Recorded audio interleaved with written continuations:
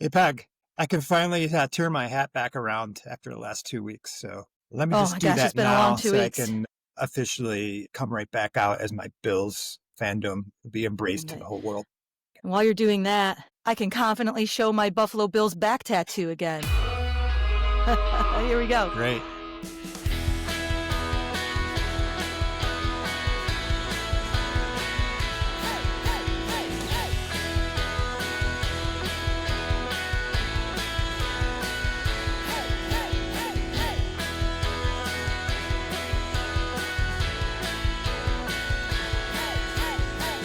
Coming to you from the great Southwest and Central New York, a brother and sister from the same mother and mister, Patrick Newell and Peg Newell, your hosts of Bill's Bloodline. All right. Welcome to Bill's Bloodline. I'm Peg Newell, and this is my dear brother. Patrick Newell. So, Pat, this is our first time out of the gate. Do you want to tell the audience a little bit about yourself, and then I'll tell them my backstory? Absolutely. Just by this fact that you've stumbled across this, we're Bills fans. So we had this idea that we would talk every week. We've lived apart for the last 10 or 11 years, and I live in the Southwest in Albuquerque, and she lives in Central New York. And we talk Bills every week, and sometimes it's kind of humorous. So we figured, hey, let's take it to the masses. All 2 or 3 subscribers that we have right now. So anyway, my background is in sports.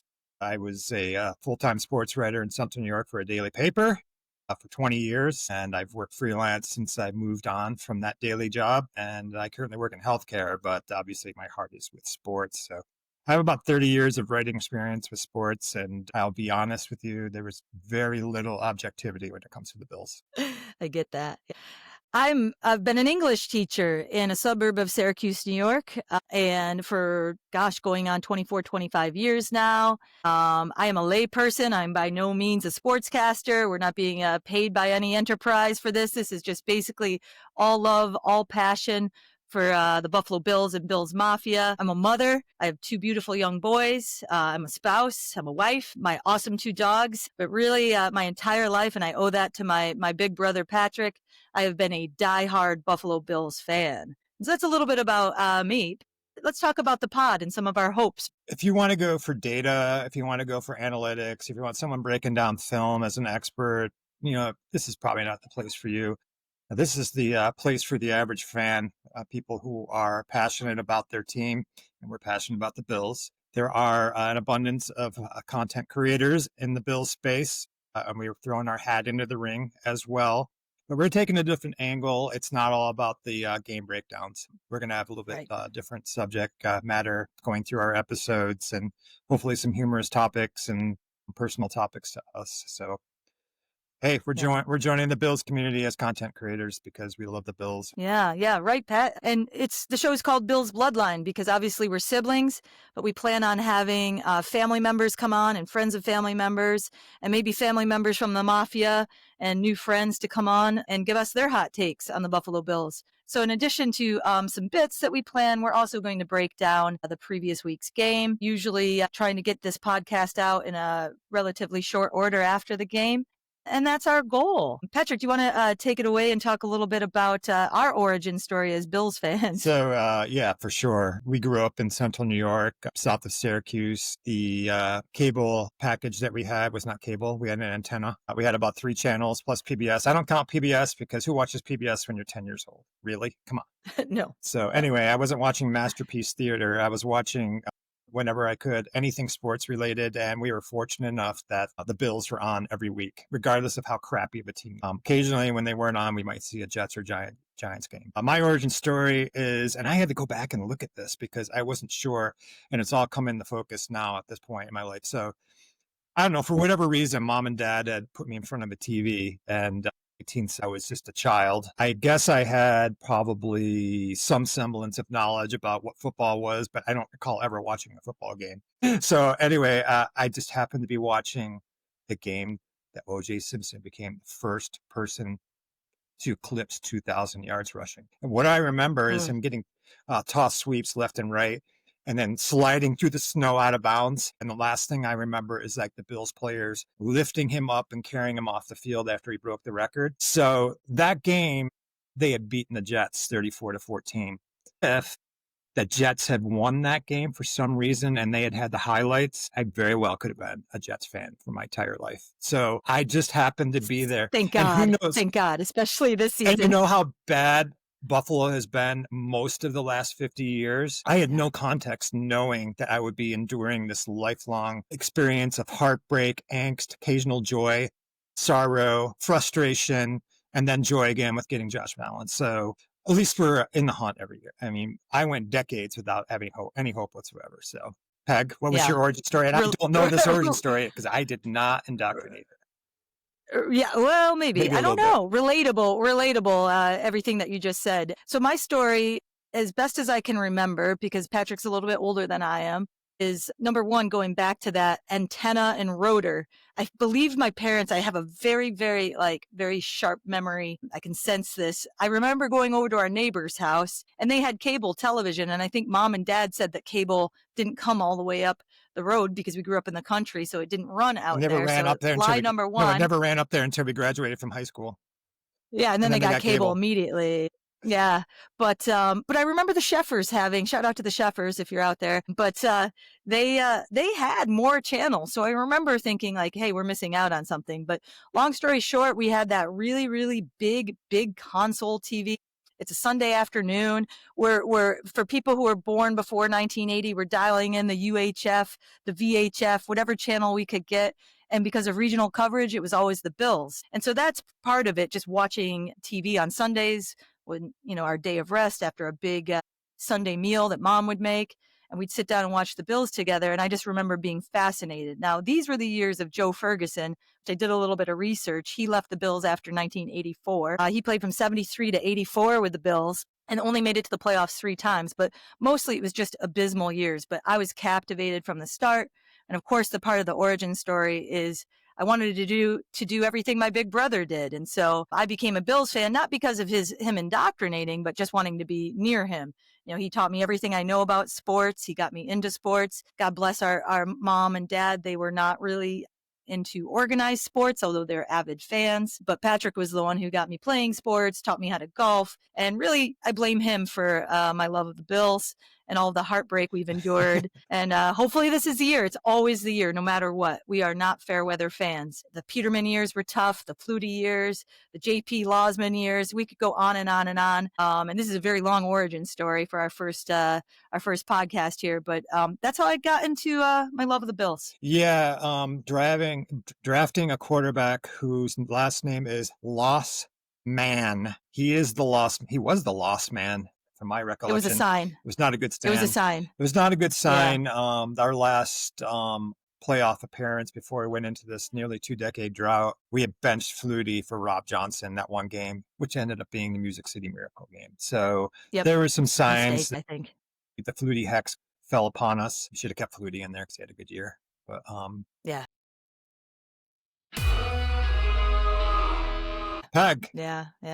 We won. All right. It's our first. Let's get into it. Yeah. Let's get into it. So it seemed like a month ago when we beat New Orleans, and then we had to go through 2 losses and then a bye week. And we come out tonight, actually this afternoon, and we just mop up the Carolina Panthers are on a 3-game winning streak.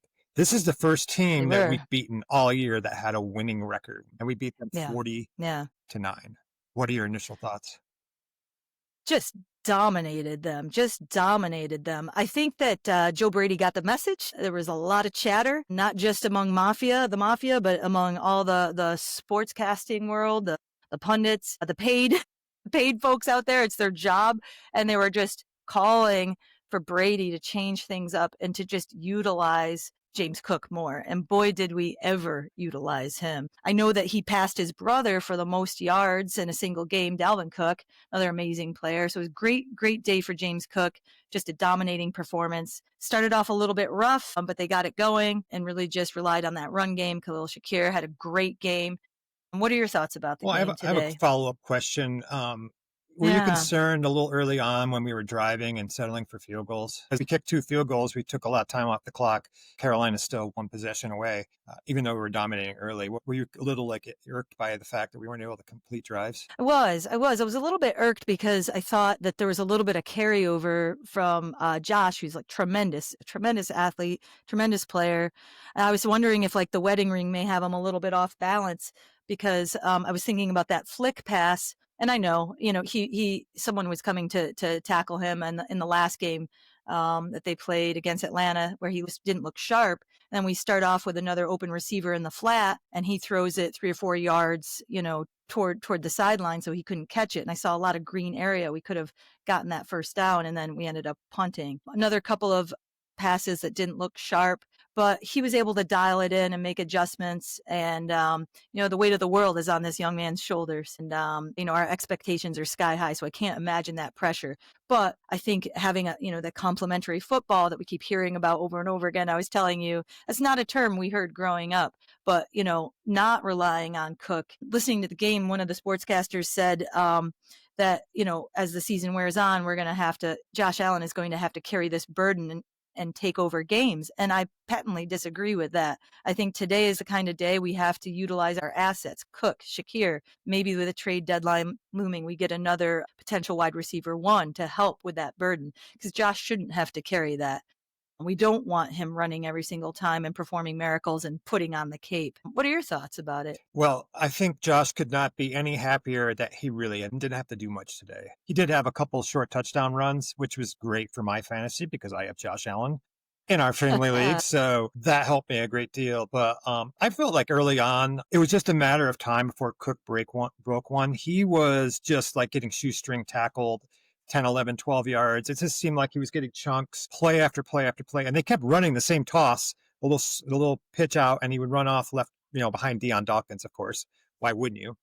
He's an all-pro and like one of the greatest linemen in the league right now. So the only thing that would bother me early on was that we weren't converting drives. And early on, one of the big mistakes, and this will go to one of our other segments that we're going to do, we got down inside the 10 and then we lined it up wrong. Moore was not on the line of scrimmage. Josh snuck for a first down. We got penalized and then he got sacked for 20 yards. And then Prater has to kick a bomb when we should have been like first and goal from the 5. So I was a little bothered by that. But then Epinesa gets the interception, gets the long run. And then later on, Cook gets another touchdown. And then we're just sacking Dalton. And then it seemed like deja vu to me, only in the wrong direction because Carolina players were dropping like flies. They had like a little graphic at one point. They showed all these players that had got injured in the game. I said, Jesus, that's us. That's us last week. I know. So for once, I'm very pleased. I'm not happy that Ed Oliver got hurt and we just gotten him back for the last 2 or 3 games and he had that early sack on the first possession. So it's like, okay, Ed Oliver's in for a big game. And then he was out, he hurt his arm. So hopefully that's nothing serious. But overall, I was very pleased that we finished today. We put our foot on their throats. We were rushing the passer. The game script was in our favor. And I've always said that we are a great front running team. When we get the teams down big, we keep them down. We're not one of those teams that gives up comebacks. No. So I was very pleased about that. We looked more Buffalo-Lonian today more than any game that I've seen all season. Even the Jets game, we won 30-10. I thought we weren't capitalizing on drives. This is our most complete game, easily. Yes. In the words of the controversial ayahuasca-loving Aaron Rodgers, relax, right? I have to tell this to myself and like actually take my own advice because it's a process. Hopefully we've got some personnel changes. I love seeing Hoyt in there.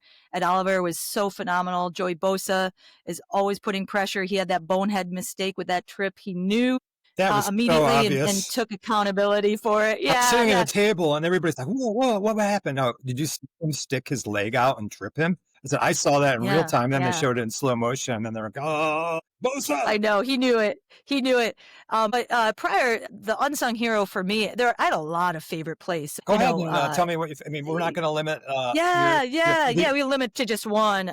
This is sort of the unsung hero thing. Reggie Gilliam had that fantastic block where he used to create isolation so Cook could thread that needle and have that, 64, 66-yard run. Yeah, and then he ran down. Actually, he made it about 90 yards because he ran off to the sideline and then did a little weave like he was Deshaun Jackson.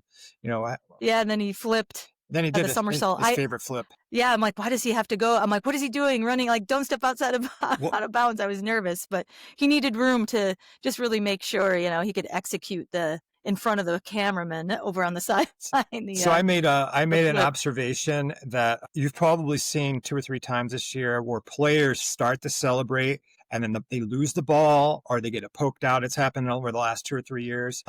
I think it happened to Jonathan Taylor last year, and then it happened to one of their receivers. Just as he's crossing, he's holding the ball and and then fumbles out of his hand. So James Cook Yes. celebrated early, but it was with his odd hand up in the air, and the ball was still, tucked high and tight in here. So Yeah. even though Good. he may have been celebrating early, he was protecting the ball. So I was happy about that. Yeah. That That's was good.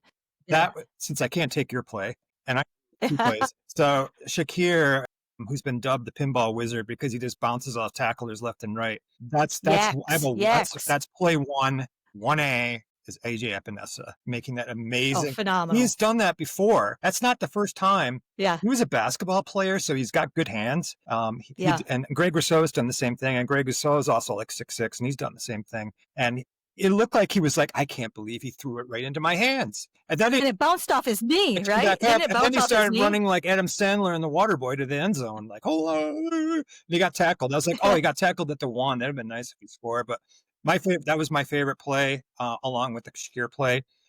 Since you got the Cook play, that's also good. And then all the other sacks, just getting us to celebrate after all the sacks. Everybody joined in. Great plays. My favorite newcomer, and this is not part of something I scripted, is we are so happy to have Michael Hoyt. Oh yeah. We were talking about him since we signed him. Holy crap. He looks great. What a game. Yeah. I think it's a game changer. I think, if they didn't dominate today, I'd be really worried. But I think if we can get Ed Oliver back, praying that bicep injury isn't something that's going to keep him out for too many weeks, the combination of Oliver, Hoyt, Bosa, Epinesa, things are looking up. Not too disappointed with Poyer today. He did his job. He did have a holding penalty right off the line. I said that wasn't a hold. That was a tackle. He tackled it. It was a tackle. Yeah. Good tackle. He just needed to warm up. He needed to get a feel for it again. Still a little bit concerned about Trey White. He missed a bunch of tackles. Tackling's been an issue. But Harrison. He came in. He made a good tackle today. Another highlight of today. I loved his energy. He has all the right answers in interviews. The kid is going to be phenomenal. He revs high, and I think that's what the team needs. So I do have one thing to say. Every team needs that guy who's a total pain in the ass to the other team, and that's Michael Hoyt. Right. Do you see how he was just like ruffling feathers, and then he incited that penalty, and the guy pushed him down, and then he's like, oh yeah, he took the fall. It was like a LeBron fall. That was like a Death Allen special right there, just like the acting. He got knocked over. He got knocked over barely. Yeah. So he is a thorn in the other team's side, not just because of his, indeed, and not just because he's just probably like, I almost swore, poop talking the other team when he's up there. But anyway, his energy, he's one of those guys that just 100% every play to the whistle, and then maybe a little bit past the whistle. But anyway, I love his energy. He's going to be a little bee in the bonnet. He's going to be a great tool for us. And then, of course, what we have coming up next week. So overall, any overall concluding thoughts? Oh, wait, what was your least favorite play? We probably have the same least favorite play, but I was going to say just kind of like, I'm going to show my lack of knowledge here, but just from the super fan eyeball test, I was wondering about Coleman did get a couple of good catches. He got open a few times, did a nice slant route. He has good hands. But I was wondering, in the first quarter, there was Josh tried to thread the needle. He was getting blitzed. I'm not sure Keon cut his route off quickly enough. He turned, and instead of moving towards the ball, everybody knows he moved towards the ball. He kind of was flat-footed, and it allowed, this is where I'm going to show my lack of knowledge. I'm not sure if it was a corner who came in and almost intercepted that was the ball. Jackson. And so that's my least favorite play of the game. I mean, there's a lot of things, but I was trying to go niche here with this because I think as Coleman continues to develop, I'm still not sure he's the answer we need. And that could have very easily been an interception, and I'm not sure it would have been Allen's fault. And so if he could have just come back, number one, the guy just swatted the ball away. Thank God it wasn't an interception. Could have been if he was a half. He comes back, and then I believe after that play we punted, but I'm not sure. I'd have to go back and look at the tape. Yeah. But either way, we may have been 3 and out. I'm not sure, but he's still a work in progress. And it's not the most flagrant, horrible play of the game, but it was one where I was like, kid, well, you got to recognize that he's getting blitzed and you got to come back for that ball. Again, layperson. Did Again, I say think the kid has a great I upside. did Kid's got a great upside. say to you when we were texting during the game that I thought he was a little lackadaisical on that route. It looked like a nothing route. Josh is pressured, and we talk about this all the time. He is actually the most targeted receiver the Bills have this year, but his catch percentage is probably one of the lowest of the starters. So he's kind of a high variance type guy. That's one of those catchphrases we hear all the time. You get a lot of all or nothing from him. And so I thought he was a little lackadaisical with that route. I don't know what the film will say later on. I don't think we're going to be crunching all 22 film after this. We have real jobs that we have to get to. I have papers to grade, books to read. She's grading papers. College personal statements to advise on. Before we get to our next thought, since you are the paper grader, how would you rank the Bills A through F scale on offense, A through F on defense, A through F on special teams? I'm not allowed minuses here. No, you can do partials. Okay. You could do A minus, okay, A partials, plus. Yeah. I'm going to give the Buffalo offense an A minus today. As I tell my students, in order to get an A or to get something that's considered a 100, a lot of kids always know, why don't I get a 100? And maybe they'll give us a follow here. So it has to be absolutely flawless to be a 100, and it has to be something novel, So I give them an A minus on offense. I do give them, bonus points for not running any gadget plays today. Thank God. Yeah, we just aren't sharp on those. Thank God. Just, smash mouth football on the run, just overpowering them. You don't need gadgets. So I would give them an A minus. Defense? Do you want me to grade the defense as well? Yeah, just grade the defense, and then special teams, which there wasn't a lot there, but I mean, we did miss extra point. But yeah, special teams. So I have to take this all in consideration in whole, because, it's all one defense. I can't go mutually exclusive with this with the line and the secondary. I'm going to give them a B plus in the secondary today. Only because of some of the missed tackles, allowing a lot of yards, some missed assignments here and there. But other than that, they were really, really solid today. A B plus is, above average. Mm-hmm. How about you? What are you thinking? So the running game's A plus. There's no doubt about it. That was A plus.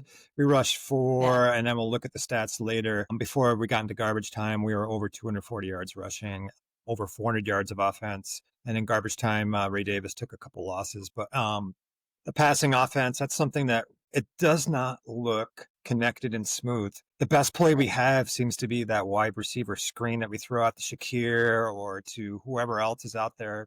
We have 1 or 2 really good downfield throws, one early in the game to Kincaid, and then Kincaid disappeared. We didn't see that again. And that passing offense, it's because we won. I'm going to give us a B minus. Overall, I'll give us an A minus. It's about a 3.6 on the 4.0 grade scale. For the offense. Not bad. Defense, other than that early run that we gave up to Rico Dowdle, it was a 24-yarder that Jordan Hancock made a saving touchdown tackle. Yes, one of our rookies, finally. Someone other than Jackson Hawes or Deion Walker doing something. So that was nice to see. Yes. Other than that big run, they had a few 4- and 5-year-old runs, 5-yard runs. They had a couple nice pass plays, but overall, we made them work for it. No explosive plays given up on defense. 7 sacks. We had a bunch of guys making sacks. Max Harrison came up, made a nice tackle early in the game. I would give the defense, that was, given the fact that the Panthers were like a top 3 metrically running game. Given that they were top 3, and we gave up probably around 110 yards rushing, but some of that was garbage. It's not bad. Some of that was garbage yards. Yeah. I have to give the defense. It was not an A plus because we didn't get the shutout, but I give that defense an A minus overall. A minus for the offense, A minus for the defense. Special teams. And then special teams. I was just going to say just something that I noticed that prior to this game, the longest run that the Panthers have given up has been 8 yards, and so we just blew that out of the water. Yeah, James Cook had about that was 5. The longest run. Yeah, probably 5 or 6 of those. They were longer than 8 yards. 10 plus. Oh yeah, fantastic. Special teams, not anything. Obviously, no huge plays given up. Not much to say there about it. I'm willing to give them an A for that, for not giving up big plays. A minus maybe because of the missed extra point. Prater's been so solid. I did not start him in my fantasy, Pat, and he did make 2 40-plus yard field goals. You get 4 for a 40-pluser. So that's Yep. 8 points you left off the board in fantasy, and he did make all his extra points except for one. So that Yeah. would have been a 10 when you get 10 points for your kicker, that's good. 10 is good Yeah. for Yeah. fantasy. Really good. So Any thoughts on special teams for yeah, you? so we put Prater in a difficult situation by Josh getting sacked on that one drive when we were inside the 15, and he ends up having to kick a 40-something yarder. He was down the middle on those, and he was down the middle on all but one extra points. Our punting was pretty solid. We didn't give up any long returns. No long returns on the kickoff, no long returns. Although I don't know if this is purposeful or not, but we gave up the 35-yard line twice on kicking it into the end zone instead of making them return it. So I thought Right. Prater, he was probably a B or B plus today, just because you want him to return it and possibly get them pinned before the 35, because that's the Yeah. whole point of the kickoffs. It's supposed to create more plays, but it also gives you an opportunity to pin them back if you have a good coverage team. So I'm going to give a Right. B Right. plus to the special teams just because everything else Okay. is great except for I think Prater was a little off with the kickoffs and then he missed it. Yeah. We're still trying to find our identity with the punt returning game. I don't like putting Khalil Shakir in dangerous positions to get his, his head torn off. Coleman took a big hit. It was worrisome to me. I'm not sure he's our answer, but I'm sure we'll find one and we'll keep tweaking that the variance player. So we're going to enjoy this one today, and then we're going to look ahead to Feels next week. good. It's Chiefs week. Victory Monday. It's Chiefs week. Yeah. Next weekend. Enjoy Victory Monday, Bills Mafia. Yeah. So what do you think? What's your outlook? Oh my goodness. It's not going to be a dull game. The Kansas City Chiefs. Here we go again. What are your thoughts? What's your outlook? So I was giving this some thought yesterday, and I think the mindset of the Buffalo Bills fan has been that this Chiefs game is our Super Bowl. It cannot be our Super Bowl, but we treat it like our Super Bowl, and we've won our in-season Super Bowl 4 years in a row. I would trade all of those to win in a postseason. So it's not all or nothing. The Chiefs are an excellent team. Even though their record is not as good as it was last year at this point, I think they're better than last year because they have all their receivers in there now. They have Rasheed Rice back. Right. Isaiah Worthy is back. They have Tyquan Thornton, who's like a cast off from the Patriots. He's doing great. They also have don't forget Hollywood Brown. Hollywood Brown is there. Hollywood It's a Brown, and then they sleeper. have Juju. I think Juju is still with them. So they have Yes, he a is. number Yeah. of weapons, and then of course they have Kelsey. I mean, Kelsey's ageless, and then their running backs are good. Yeah. And then they have Patrick Mahomes, who's probably Yeah. the only quarterback I would say is the equivalent of Josh Allen in terms of what he can do on the field at any given point, running, passing, anything. I'm a little nervous about this one, just because I felt that we were not playing where we were last year. Last year we were playing great at this time of the year when we played the Chiefs, and the Chiefs were not, and we ended up getting that win on Josh Allen's long TD run at the end of the game. So I feel like this one, we have to build off this win. We have to limit the big plays. They're going to get their stuff. We just have to be solid on defense. And then I think that we're going to have a better passing game. We absolutely have to have a better passing game because they're going to clamp down on Cook. That's what they do. They decide to take one thing away, and they're going to try to take away Cook. He just ran for 216 yards. So, goal number one for them, okay, was to let the Bills run all over us because that's their chance to win. Right. So I feel like if we can get back to the passing game like we did against the Ravens and against the Jets, I think it would be a close game. I'm not going to predict a victory. I'm not going to predict anything. So I just hope it's a good game. Yeah. I'm going to predict, if history tells us anything, a close game, a high intensity game. People are going to be flying all around the field. And I think my biggest concern is, like you said, I thought about this morning, just thinking about what I was going to say. I'm not going to predict anything. I just know that it's probably going to be close. I hope it's close. And I hope we're on the winning side, but you're absolutely right. It can't be our Super Bowl. Rasheed Rice is back. Xavier Worthy's healthy. And then they have all those other receivers. I said Isaiah Worthy, didn't I? I think it's Xavier. Oh, is it Isaiah? No, I don't know. I might have got Xavier Worthy. Shoot. I may have Xavier. Yeah, I Xavier said it Worthy. wrong, Okay, not yeah. you. Oh, okay. I don't know where I I got don't even Isaiah know. Worthy from. Okay, so check me on that. Yeah. We're gonna have to go to the editing program and correct me. Yes, we'll have to fix that. Yeah, we can cut that out later. But I think the key to the game is I'm not as worried about Pacheco as long as we have Hoyt and Oliver. If Oliver can come back and Epinesa plays well. And even Phillips today did really well coming off the practice squad. Yeah, so Zach.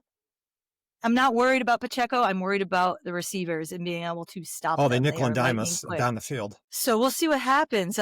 But we'll be here to break it down afterwards. Good, bad, ugly, all of it. So Pat, are we ready to do Every week, we want to do a shout out to someone associated with the Buffalo Bills organization or the NFL or whatever. or whatever, Bills Mafia. And Pat, do you want to go first with your shout out? Yeah, I just wanted to call out Nick Mangold, great football player for the Jets, all-pro center in the 2000s and 2010s. Obviously was an integral part of their running game that ran over us game after game. He died today from kidney disease. When you leave the field, you become a human. Not that he wasn't to start with, but he's just an average person, just like the rest of us. He looked like a mountain man, honestly. Mangold looked like a mountain man. A young guy. My condolences to the entire Jets community from the Bills Mafia and the entire Mangold family. That's a tragic loss at 41 years old. Yeah, may his memory be a blessing to his family and friends. My shout out this week is Kelly for Kids. Kelly was known for the K-gun and the no-huddle offense, and he has not slowed down since he left the game of football, but he certainly has not left the Western New York community. So shout out to the Kelly for Kids Foundation, kellyforkids.com. It's an organization that is committed to serving disadvantaged and disabled youth in Western New York through the distribution of grant money raised throughout the year. We all know that the Kelly family has been affected by leukodystrophy, which is an inherited fatal disease of the nervous system. And the Kelly family and that foundation has done so much in honor of their beloved son, Hunter. So if you want to get involved, check out that URL, or you can call 716-204-1212 and find out how to get involved. More information about that can be found in our show notes. Moving forward, Pat, want to give them ways they can contact us? What's your handle on Twitter? So Twitter/X. We're still living in a Twitterverse at Patrick L. Newell, PatrickLNewell. That's on Twitter. And you can join my few dozen followers that I already have. So anyway, I do not have a robust following. So I'll look forward to seeing that number climb. Yeah, for sure. And you can find me on X at Peg Bloodline. Believe it or not, there's another Peg Newell out there. Who is she? So at Peg Bloodline. And of course, you can send us an email at any time if you have questions or comments. billsbloodline@gmail.com. And you can also find us on YouTube at Bill's Bloodline. Is that about it for today, Pat? Yeah, that's, I don't think I have anything else. It's happy Bill's Monday when we get this published. So if you don't have anything else, so from our family to the Bills Mafia family, stay loud, stay proud, and we'll see you here next week on Bill's Bloodline. Let's go, Buffalo. Let's go.